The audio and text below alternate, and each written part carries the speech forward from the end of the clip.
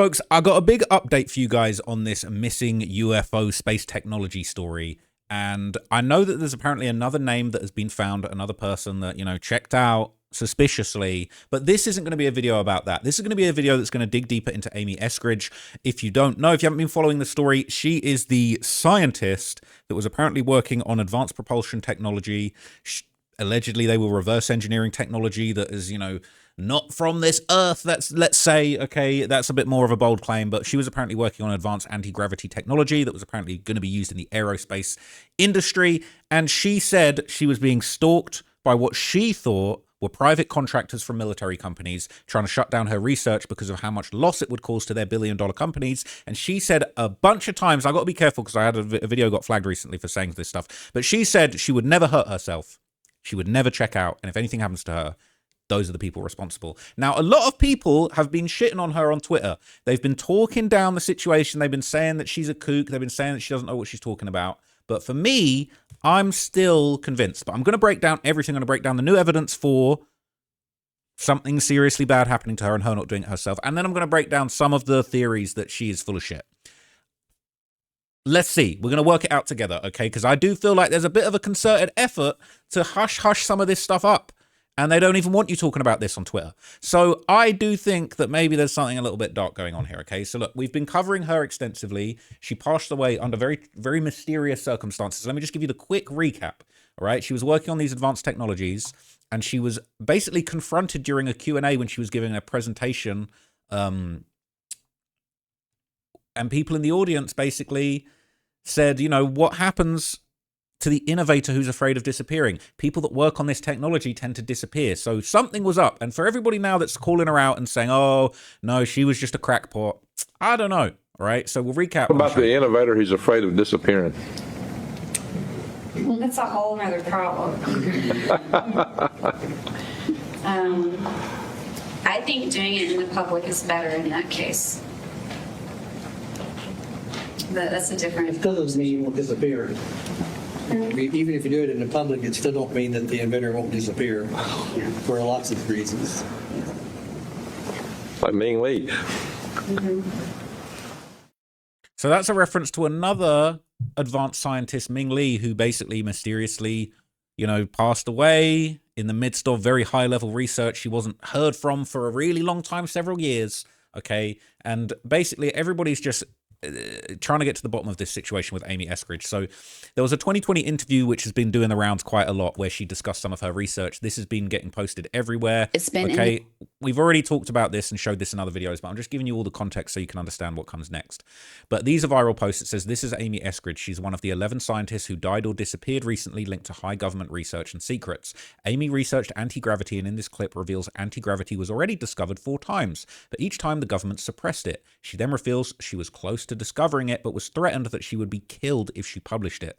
She was found dead shortly after this 2022 interview, and it was ruled something she did, but no investigation details were made public, and British intelligence officer Frank Milburn testified before Congress in 2023 her death was not what they said. She also said this a few months before her death: if you see any report that I hurt myself, I most definitely didn't. What is going on? Is our own government murdering scientists who research and discoveries threaten profits of corporations and billionaires? That's what she thought. I'm still more convinced the idea that this is a hostile foreign government, China, Russia, Iran, basically trying to take out scientists that are working on high-level military discoveries that are going to make the US unbeatable at war. But this is what she said at the time about the technology. It's been independently discovered 4 other times. He said it has been suppressed every single fucking time. And he said, I don't think they're going to suppress it this time. He said, I think you're in the clear. He said, they obviously know about you because I've had multiple both protective and threatening interactions with various agency affiliations, whatever. He was like, if you haven't had a US government agent come to you and say, stop, shut the fuck up, stop, shut the fuck up. If that hasn't happened, they're going to let you do it. They're waiting. There are SSP motherfuckers that are fucking twiddling their thumbs. Like, is Amy not going to publish soon? Gah. We've been influencing this bitch forever. Doesn't she know we want her to publish? Jesus. Like, there's multiple people doing that right now. And on the other side of the fence, there's multiple parties looking at each other like, didn't we tell this bitch 3 years ago that we kill people for this? Is she not listening? What is she doing? She's still doing it. What? We told her we were going to kill her 3 years ago. So I have these two different scenarios floating constantly in my life where I have people being like, do it, do it, do it. You're the one, do it. And then I have multiple people being like, they're going to kill you. Don't do it. They're going to kill you. So she said they were going to kill her. She said she'd been warned, all right? And, you know, honestly, like, this to me reads like somebody that actually knew what was going to happen to them. They knew the risks that they were taking. And I'm very, very suspicious, okay? So the next thing I'm going to show you that's really interesting, I've got for you right here.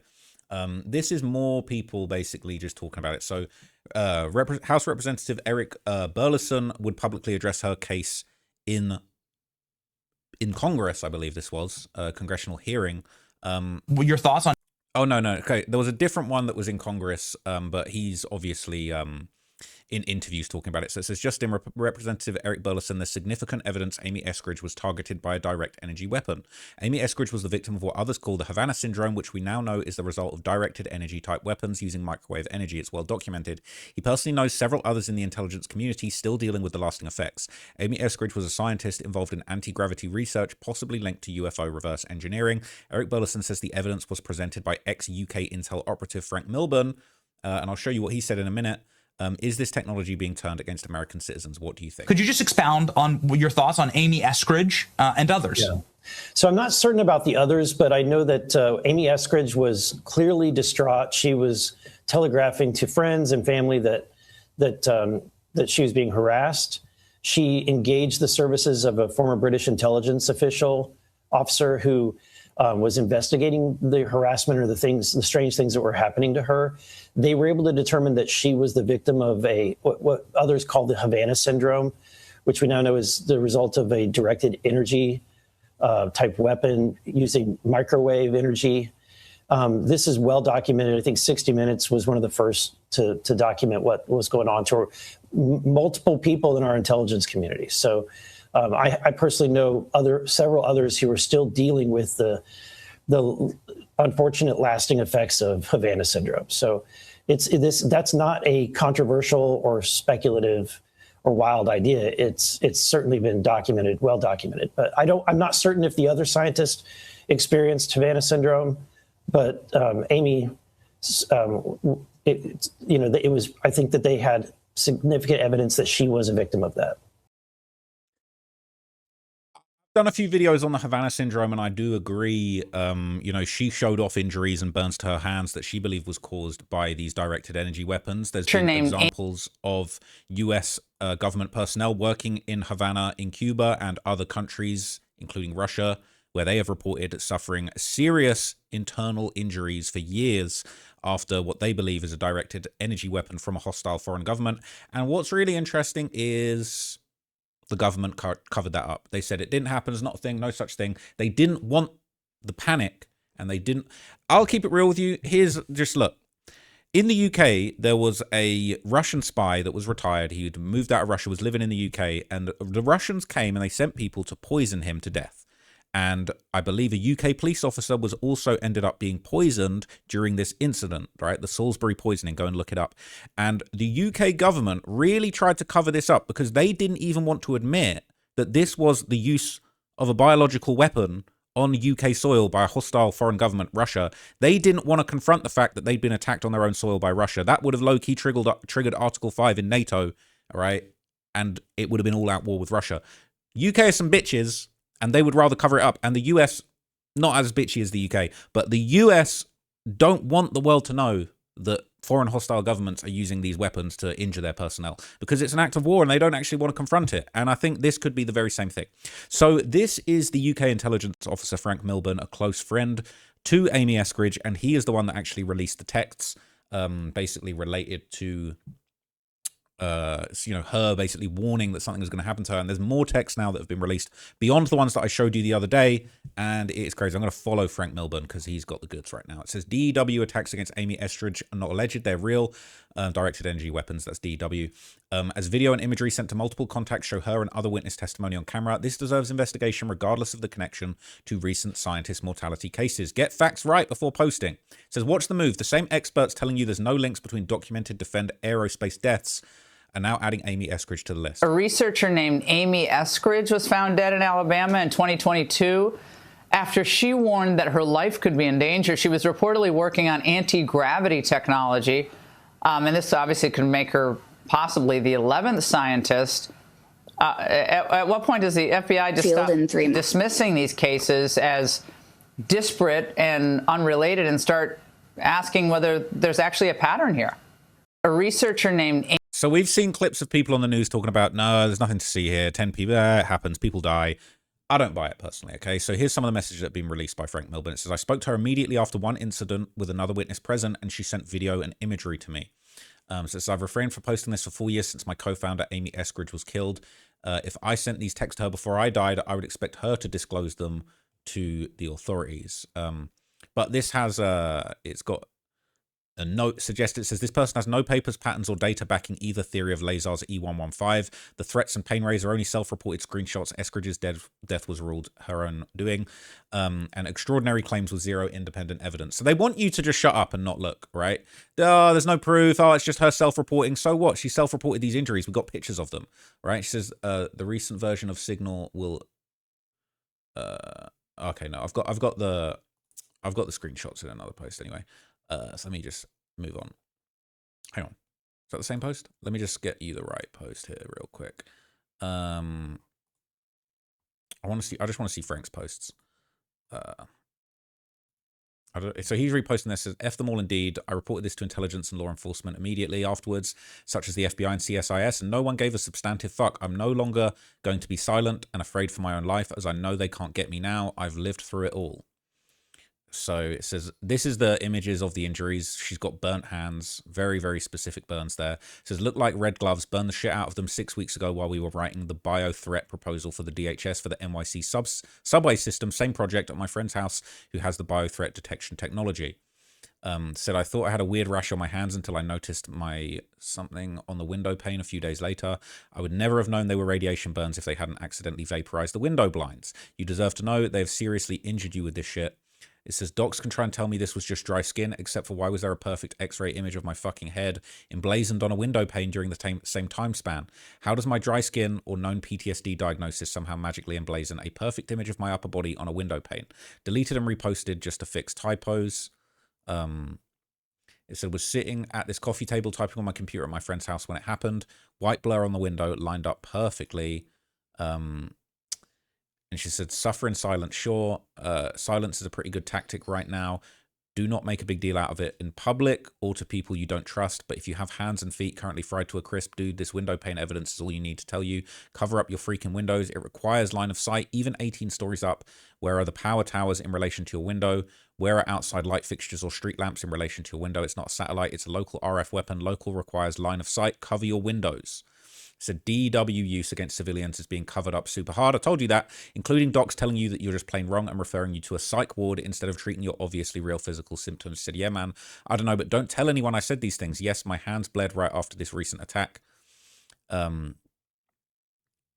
said, dude, we discovered this image of my head on the window, lined up perfectly with where I'd been sitting and typing, burns on my hands lined up perfectly with the edge of the coffee table. It was so absurd and horrifying that we could not even fully mentally process it at first. It was so absurd and mortifying that it became morbidly hilarious, and we literally laughed our asses about it for days and days before we realized how serious it actually was. It was so fucking absurd.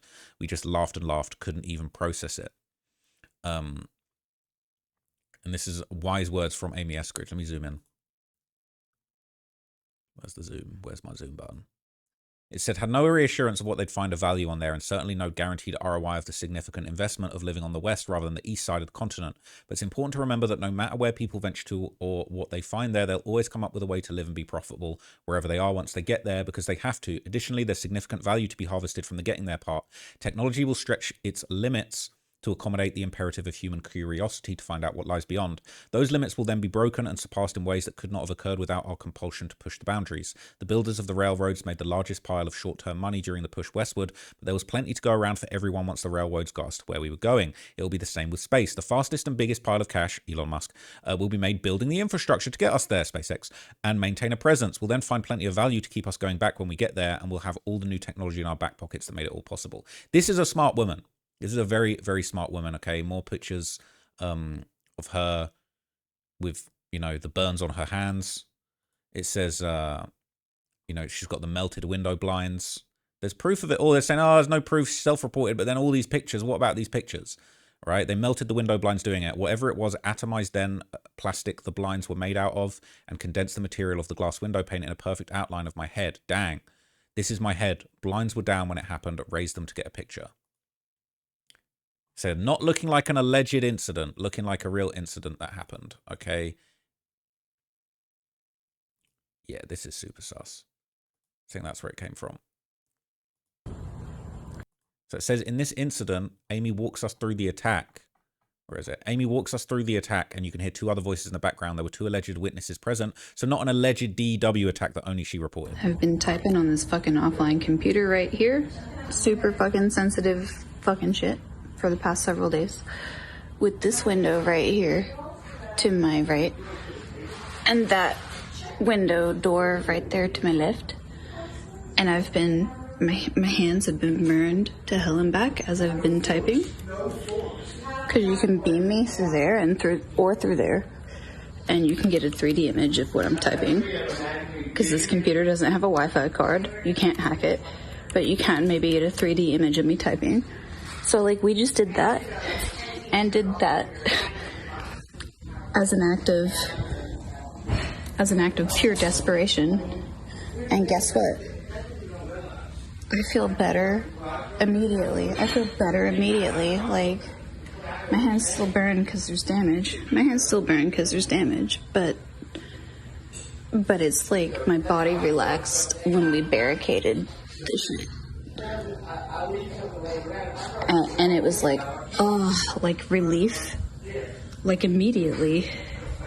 Because they're hitting me through the... I'm sitting here typing on this thing.